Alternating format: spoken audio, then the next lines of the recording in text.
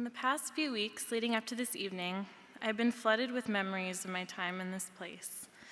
And though I could go on for hours about my experience, tonight I can only offer you a snippet of what I've taken from my 4 years here.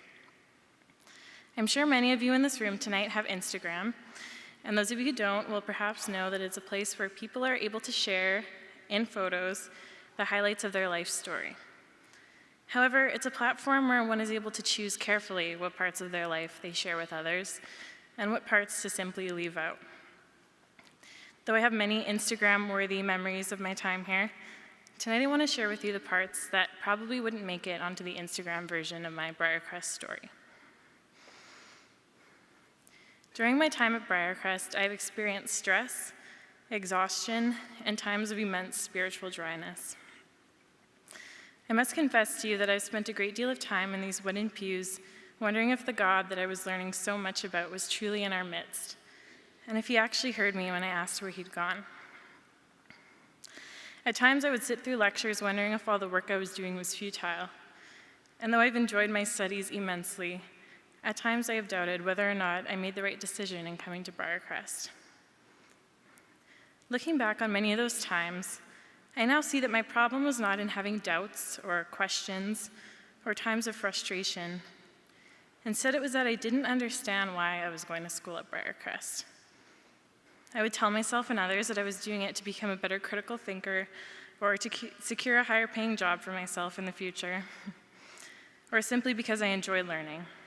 And while I do believe that these are all good reasons for coming to Briercrest, they did not seem to satisfy me during these difficult times.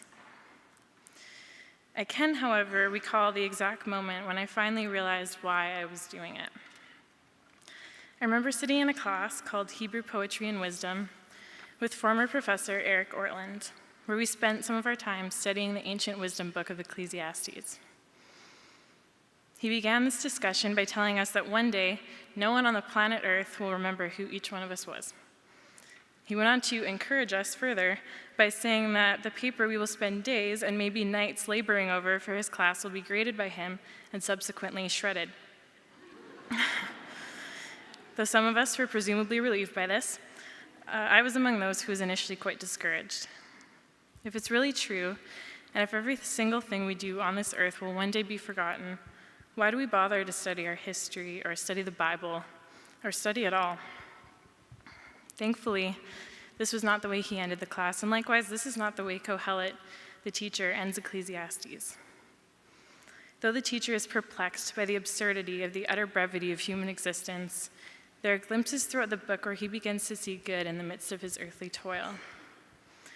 This comes when the teacher begins to see that these things, though absurd and transient, are from the hand of God, that they are a gracious gift. Friends, I tell you this tonight because I know that whether you are writing papers or working an office job or raising a family, there will be times when you sit back, exit Instagram, and ask yourself, what is the point of all this? And I promise you that sometimes the only reason you'll be able to find is that it is what God has given you to do at this time, that it is a gift he has given to you.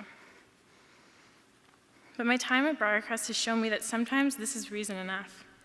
And that when we walk in obedience to God, we open ourselves up to be able to learn and grow in ways that we hadn't imagined possible. I used to wonder why I was spending my days in ways that would one day be forgotten, working tirelessly on this earth for things that would one day pass away. I now know that my time at Briercrest, the things I've learned, the ways I've grown, the friends I've met, and the many words I've written have been a gift, graciously given to me from the hand of the Father. Thank you.